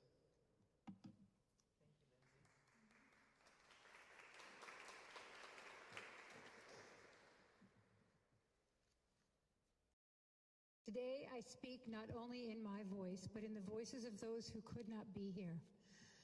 Their absence is not silence. It's the weight of injury, grief, and injustice. These are the faces of vaccine injury in Massachusetts, and today we carry just some of their stories into this room. Janet, age 21 from Boston, is a young woman whose mother speaks for her. She says, "My daughter was thriving until the shot. Now she lives in daily pain." Linda lost her husband. To keep his job, he was first in line to get the shot. Days later, he was gone. Kimberly lost her daughter, Alexis. She died 2 weeks after the vaccine. My child is gone forever. Kay, 51, from Shrewsbury, speaks of her friend. She was sick right away and dropped dead 7 days after her shot in the middle of CVS. Richard, age 58, from Taunton, was a brother and a son. He had a heart attack and died after the vaccine. Excuse me. Robin, 64, was a lifelong cyclist, riding over 8,000 miles a year and in peak athletic health. After the vaccine, her health collapsed. In 2020, I was strong and thriving. After the shot, I could barely walk across the room. Darren, age 18, from Danvers. I got the second dose of Pfizer's vaccine, and 8 days later, I collapsed. I was admitted to Tufts Hospital with POTS syndrome. The head of pediatric cardiology put in my chart that this was caused by the COVID vaccine. I don't know what the long-term effects will be, but my mother worries every time I play a sport that I might drop like so many other young men. I only got these shots so I could go back to school without wearing a mask. Sandra, age 62. 2 weeks after my first Pfizer shot, I had palpitations and high blood pressure. After the second, I was rushed to the hospital with a seizure and brain bleed. I was unconscious and in the ICU for days. Now I'm diagnosed with small fiber neuropathy, and I live with disabling conditions. Anna, 48. Age 48. 2 weeks after my second Pfizer shot, I developed severe GI symptoms. I've been diagnosed with vaccine-induced IBS, multiple digestive disorders. Before 2023, I took no medications. Now my quality of life is down from a 10 to a 2. Donna, 2 days after my second shot, I couldn't breathe. I was rushed to the hospital with massive blood clots in both lungs. I spent a week in the hospital and will be on blood thinners for the rest of my life. These voices, Janet, Linda, Kim, Kay, Richard, Robin, Darren, Anna, Sandra, and there are so many more, including those who had hoped to come today but couldn't. These people are living testimony of a system that has failed its people. They did not ask for special treatment.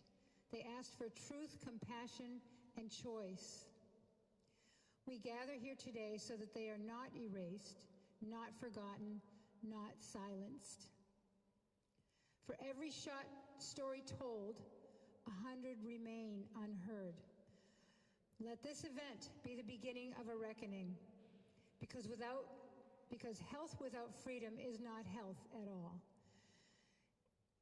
And silence in the face of harm is complicity. Today, we refuse silence, we speak for the injured, and we demand no more.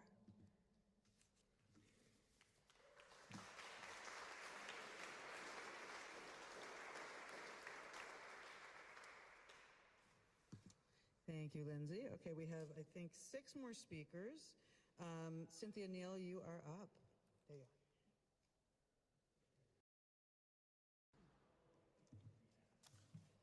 Hi, my name's Cynthia Neal, and I just want to acknowledge and appreciate all the effort it took for everybody to get here. It's a lot of courage. Courage is from the heart, and that's where we're at. I just want to say that I'm a Massachusetts prepared nurse, so happy to be in this hall. I've never been here before. And I've been working in healthcare since 1978 and a nurse for over 40 years. I have a master's degree in forensic nursing, and I'm currently working on an inpatient behavioral health unit advocating for women, men, children in mental health crisis, often experiencing health disparities. So I had bought a house in Worcester in 2019. This was and then I got a job as a nurse case manager for Behavioral Health Partners of Metro West. There was a satellite program in Worcester. I chose to decline the experimental COVID vaccine and by December, I would be let go by December 17th, 2001, having submitted a religious exemption. I did study some research and found a study that was brief on the internet about ferrets. Ferrets and humans have a similar immune system, and they inoculated all these ferrets. And when they gave them the vaccine, and when they went to find them, 100% of them were dead. That study really didn't show up when I had people ask to, you can go check that out. So I just want to say that I did apply for unemployment, and there was one paper missing, so I had to drop that case. In October of 2020, New England Journal of Medicine published a paper delineating 6 strategies for policymakers to implement to increase uptake of COVID-19 vaccines. These strategies include marketing techniques, financial investments, gifts, promoting a sense of collective civic duty, suspending employment, and preventing citizens from freely moving about in society. These justified penalties were allowed as if declining an experimental vaccine was criminal behavior. The resulting public health policy for COVID-19 vaccine created a sense of fear and distrust without improving uptake. And the New England Journal of Medicine also suggests that when groups like local health officers, health professionals, and hospital associations implement these policies of coercion to the medical establishment and biotech manufacturers, they undermine informed consent and obstruct a person's livelihood to function to full capacity in society. Now, I find it interesting that in the spring of 2023, this job that fired me, basically let me go, called me back to work. I was curious about what changed that they're willing to call back an unvaccinated nurse to the workforce. I just want to mention, what rights do we have if we don't have sovereignty over our own bodies and guidance provided to our children? It is frightening that we even have to introduce a bill that affects our ability and freedom to choose what we put into our bodies. And here we are faced with another famous ride, a shot heard around the world, different kind of shot. So I just have to say that the CDC put out a study that determined the masks were not effective against any kind of transmission. I brought the study to my colleagues, and my manager said, "What are you handing out?" I said, "It's a study by our boss, the CDC." They said, "You better stop this activity now." And so the company's running our lives. I get hostile glares from coworkers right now because I don't wear a mask and don't take the vaccine. And when I do have to wear the mask, it's around my wrist. Thank you very much for your time.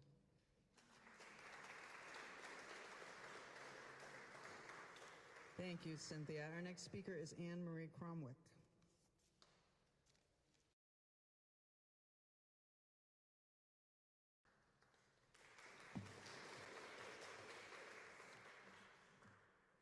Good afternoon. Thank you for the opportunity to speak. My name is Anne Marie Cromwick. I'm a lifelong resident of Massachusetts, and there are currently several bills pending in Massachusetts which put medical freedom and bodily autonomy in jeopardy. And unlike many of the speakers here today who suffered vaccine injuries, my family refused the COVID vaccines, which resulted in injuries of a different nature. My objective for speaking today is to share our stories with the hope of impressing on our legislators how important it is to uphold our rights for medical freedom. So in mid-2021, shortly after the COVID vaccines became available, several members of my family were mandated to get the vaccine. My daughter and son-in-law were newly married and were on their honeymoon when they both learned that their companies were mandating the vaccine. There were many reasons for them not to want to take an experimental mRNA vaccine, among them being the concern about risk to fertility, which was not a parameter studied in any of the clinical trials. My daughter managed to get a religious exemption, but my son-in-law was refused and lost his job here in Massachusetts. My son was attending a private college in Massachusetts when a COVID vaccine was mandated on him. He applied for a religious exemption but was denied. He tried for a medical exemption since he had COVID and had natural immunity. His doctor refused to issue a medical exemption, which puzzled us because natural immunity is far superior to a vaccine. He was not at risk of COVID, so why did he have to take that shot? He ended up leaving his senior year. All of his hard work, the financial investment in his education, his future as a civil engineer, his college friends, that whole experience was gone. And we wondered, how is it possible that a product that was contingently authorized for emergency use authorization, how could it be mandated? These vaccines were only tested for 3 months. The manufacturers had no liability. And how is it possible? There's no safety data. There's no risk-benefit analysis. So we were bombarded with messaging, trust the science, the vaccine is safe and effective, and anyone who dared challenge these messages were accused of spreading misinformation. I have a doctorate in chemistry, and I could not believe what I was witnessing. I worked at a small pharmaceutical research organization. We only had 15 employees, and I was the only one who refused the vaccine. The reason was it was not safe enough for me. Mask mandates is another story. Despite the relaxation of mask mandates, my employer required us to wear a mask for 3 years, and I suffered headaches, and I wondered, how is it possible that this could be good for my health? So while we were being subjected to these draconian policies, I wondered, by what authority does employer have to impose health policies on us? Do we have rights? How does HIPAA fit into this? So the notion that public safety would take priority over individual freedom to body autonomy is outrageous. Individuals have rights, the community does not have rights. The role of the government is to provide best information and guidance. Let me remind you that scientific inquiry starts by asking challenging questions. The idea that science is settled is absurd. Experts often disagree. We used to call this a second opinion. Now it's called misinformation.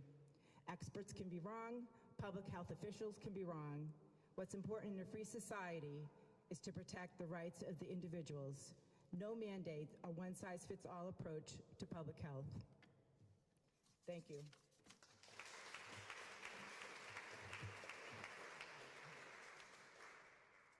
Thank you, Anne Marie. Our last storyteller is Brianne Krupshaw, and then we're going to hear some closing statements.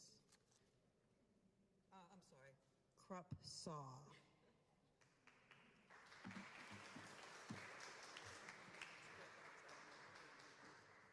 Good afternoon. My name is Brianne Krupsaw.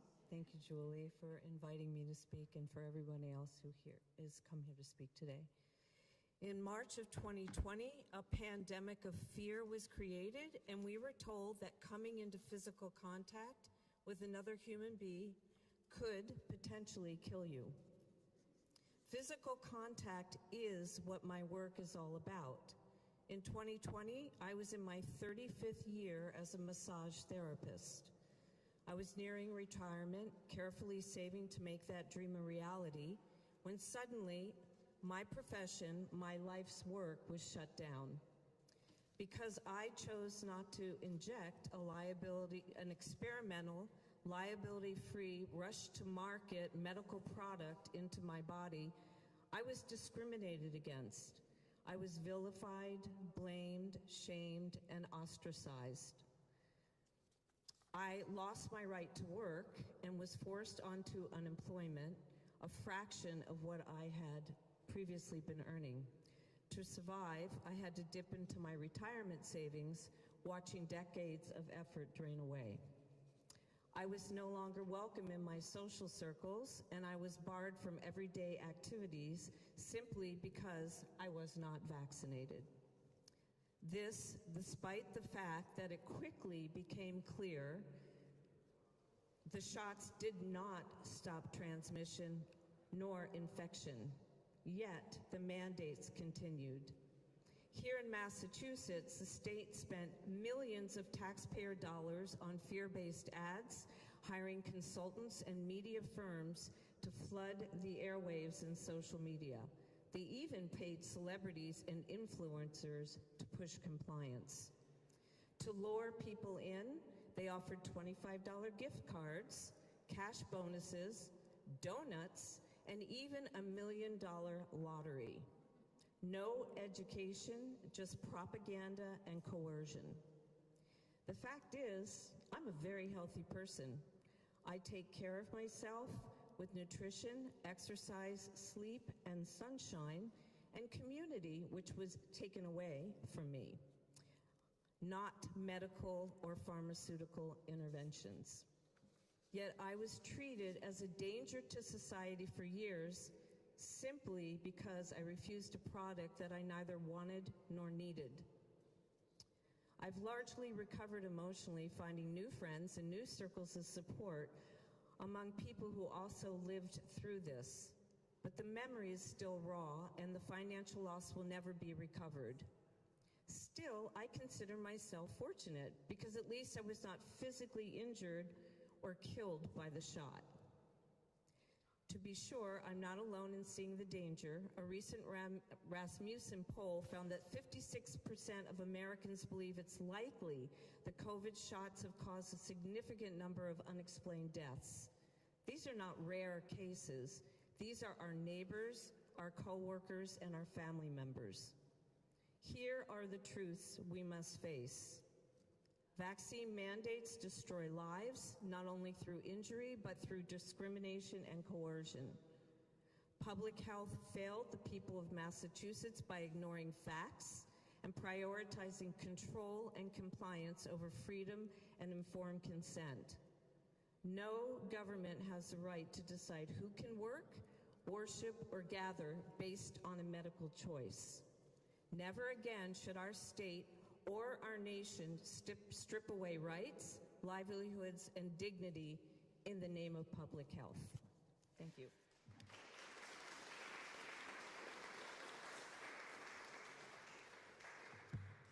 Thank you, Brianne Krupsaw. I'm just going to say it right. Okay, next up we have, to begin the closing remarks, we have Bridget Kearns from Children's Health Defense New England.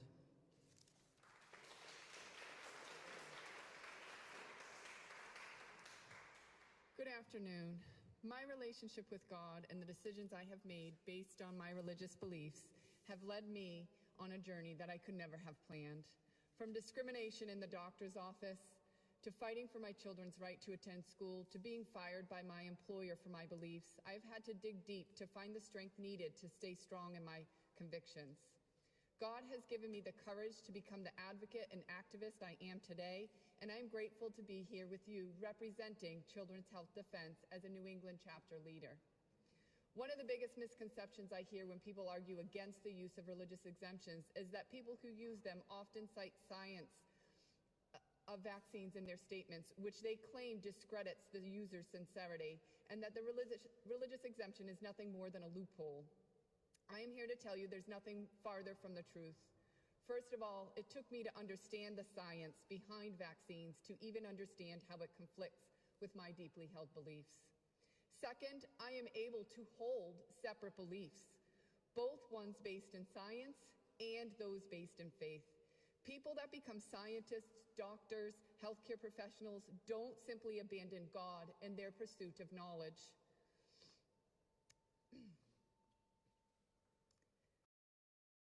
I can only imagine how challenging it must be when an individual's understanding of the science is different than that of what their religious beliefs compel them to do. Finally, when presented with human beings who experience harm from vaccines, it is morally wrong to look away or lie to yourself and others because it deprives them of the help they so desperately need. In my career, I saw patient after patient telling me that the reason they were suffering was due to a vaccine injury. I have taken care of people from birth to death and have seen vaccine injury in all age groups, from seizure disorders to Guillain-Barré to embolic strokes. And yes, I without a doubt believe that vaccines are a contributing factor to the development of autism and the rising chronic disease crisis in our children. Today, I am here to speak about the injured and the scientific evidence that demonstrates that vaccines simply do not live up to the tired lie that they are safe and effective. For the first time, we have enough voices within government agencies that are willing to examine the actual safety and efficacy of vaccines so that we can restore public trust in the healthcare system, uncover who is vulnerable to vaccine injuries, and find ways that can make vaccines safer or establish safer practices around vaccine administration for anyone who wants them. And above all else, we must make vaccines a choice for everyone rather than a mandate in order to participate in society. 2 weeks ago, the U.S. Senate's Permanent Subcommittee on Investigations convened a hearing on how the corruption of science has impacted public perception and policies regarding vaccines. In that hearing, the findings of an unpublished study conducted by doctors at Henry Ford Hospitals were revealed. The rigorously designed study, titled The Impact of Childhood Vaccination on Short and Long-Term Chronic Health Outcomes in Children, examined health records of over 18,000 individuals. It exposed significant health disparities between vaccinated and unvaccinated children over a 10-year period. This adds to the growing body of evidence that questioning vaccine safety, aligning with findings from research by Dr. Paul Thomas and the books Vax, Unvax, Let the Science Speak by RFK Jr. and Brian Hooker. What were the bombshell findings? Vaccinated children exhibited 496% higher rates of autoimmune disease, 453% higher rates of neurodevelopmental disorders, 329 higher rates of asthma, 203% higher rates of atopic disease. After 10 years, 57% of vaccinated children had chronic illnesses compared to 17% of unvaccinated children. The data highlights critical concerns regarding the safety narrative. Further exposed in this hearing was the truth behind the vaccines have saved millions of lives by examining studies relied upon to support this.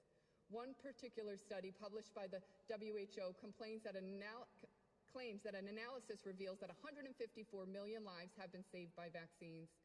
This reflects the pinnacle of vaccine science corruption because it is a modeling study that is based on guesswork and assumptions. It is an unbounded estimate that does not factor in the harms up to including death caused by vaccines. Despite all sides acknowledging that vaccines can and do cause harm, we continue to ignore, dismiss, and refuse to study how much harm. The only way one could possibly calculate the number of lives saved by vaccines would be to also take into account the number of lives harmed and lost to determine the net benefit, or is it risk? In ignoring the human lives injured by vaccines, we do not just protect the vaccine program, the medical industry, and the people profiting from vaccines, we fail to study what are the possible underlying reasons that some people experience harm.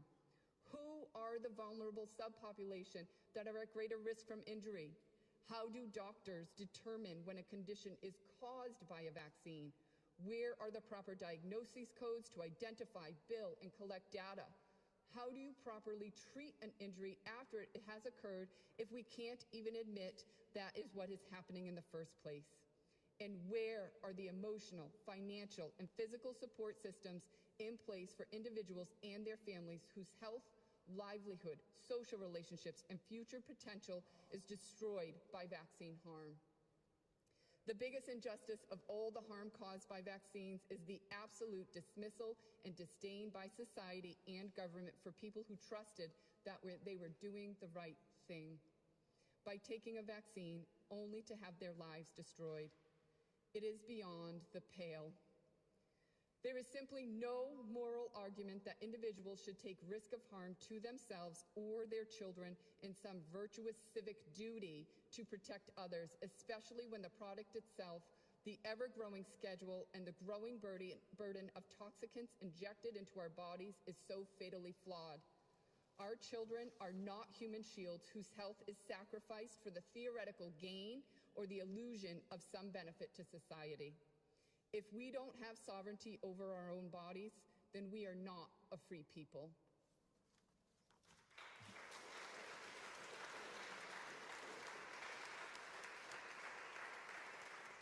Thank you, Bridget. Next up, we have Senator Peter Durant, one of our event sponsors and the sponsor of the bill, no COVID-19 mRNA vaccine or gene-altering therapy as a condition of entry. So thank you so much, Senator Durant. Thank you, and thanks everybody for being here. What an important day. Lift this up a little bit more. All right, how's that? That's better?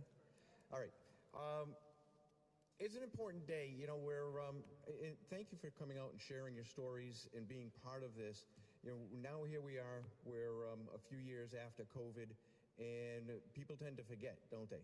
They tend to think, well, you know, it was fine, or yeah, there were some things, and there were some draconian measures, but it's all better now. But we know better, and it's important that we keep that up. On the way up here, I grabbed this book because I was just looking through this children's book, and I really like this. I might steal this, or buy it, but buying it's probably better. But right, it's like explain it to them like you're a 6-year-old, right? But it's about choice. You know, I know today, just as we were coming here, the White House was having a press conference, and RFK was putting out some information on autism and things of that nature, and possible links and things like that. You know, there's so much that we have to find out. There's so much that we have to, so much research we have to do, and things we have to be open to looking at. I think one of the biggest problems we have, of course, is that there's ridicule surrounding this. If you dare speak out, if you dare give a story, well, that wasn't a vaccine industry. Oh, that wasn't a problem. You're being a conspiracy theorist. I'm thankful every day that we have the administration that we have in place now, that we have RFK there working hard on these kinds of things. And I think for our standpoint here in Massachusetts and around the country, in legislatures around the country, it's important that we keep this alive, because we kind of have to hold out, right, until hopefully the current administration can get us somewhere federally, and that we can start to make decisions. And that's what it's all about. It's about choice. Right? I'm not an anti-vaxxer. I'm about choice. If you want to get it, knock yourself out. But don't make me get it. Don't make someone else get it. And we need to have real science behind this. It's okay to ask questions. And if we've learned anything, that's what we need to learn. It's okay to ask questions. It's okay to be skeptical. It's okay to put your foot on the brake and say, no, you know what? I'm going to hold off on this one. I'm going to hold off. I don't want my children to be vaccinated. And we should not be being coerced by the government into doing it. And that's what I have devoted part of my career to, as Julie had mentioned, is to putting forward bills that make sure that you're not being discriminated against in going into public places, in being accepted into schools. And we're still getting those now. I think we got an email a couple of months ago that said, you know, from a child who said, hey, I can't attend, I forget which college it was, but I can't attend the college unless I'm vaccinated. And that's just outrageous to me. It's something that is not acceptable, and it's something that we're working hard against.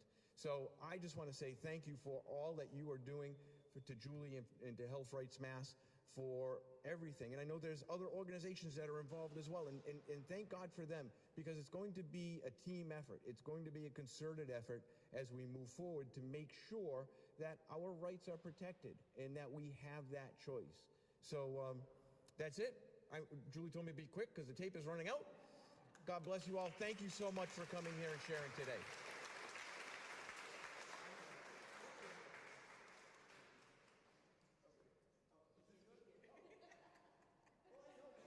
We'll get your copy. Okay, so our final speaker today to close everything out is Health Rights Mass Advocacy President, Daniel Seitz.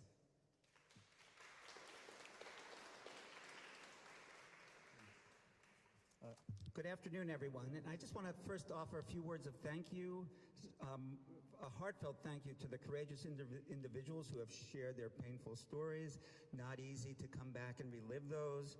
To the legislators here who have had the courage to sponsor and sign on to health freedom bills. We have Senators Peter Durant and Patrick O'Connor, Representatives Justin Thurber, Gasky, Vaughn, Sweezy, Pease, and Sullivan Almeida. It's a small number, and it takes a lot of courage to stand behind a cause and bring your colleagues around, but I'm sure they have the capacity to do that. I want to thank Julie Boras for organizing the event. She did the lion's share of the work, but more than that, she is a powerhouse that has galvanized the health freedom movement here in Massachusetts, and I don't know if we would even have a robust medical freedom movement here without Julie's tireless work. Number of volunteers put in a lot of time, and I also want to thank our guest speakers, John Bowden, Kevin McKiernan, and Jessica Rose. You know, taking on the research, public health, medical, corporate, and political establishments does not make you a lot of friends. And it takes, again, incredible energy and courage to do that. So there are millions of us around the country who support the medical freedom movement, and thousands of people like the people here today who are actively involved. The number is growing, so that's good news. And as Julie said, you cannot stop the spread of truth, and you cannot stop the spread of consciousness. 29 states have already passed a variety of health freedom laws. We in Massachusetts are behind the curve on that. Despite our august higher education institutions, major journals, major medical facilities, I don't know what's keeping us back. We should be at the forefront of the medical freedom movement. No, that's just a joke. So as you can see from the presentation today, there are really many reasons that have brought us here together. People have been seriously harmed themselves or their family members or friends. A sincere religious belief that God has designed our bodies with an ingenious immune system upon which we can trust. We just have to treat our bodies well. Some have paid dearly by losing their jobs. Police officers, firefighters, nurses, doctors, and of course we heard today, many administrators. Many of us believe that competent adults have the wisdom and insight to make the best decisions for their children. And conversely, you can't trust bureaucrats and so-called experts. We live in a democracy, not a technocracy, and let us never give away our power as citizens to make our own decisions. So I just want to end. I actually had a lot more to say, but the tape is about to run out. And I just want to say, first of all, that ours is a really, in the end, even though there are so many reasons that brought us together, ours is a moral and ethical stance based on natural law. No one can take that away from us. But it's also a stance based in good evidence. But it's not about the evidence. It's about the fundamental moral and ethical right that we have. So again, a huge thank you to everyone who came here today, took the effort, took the time. And as I walked up to the door, someone walked by with a T-shirt that said, "Failure is not an option." And I don't think truer words could be said than the importance of ensuring that we protect our fundamental bodily integrity, right to informed consent, and control over our own health. Thank you very much.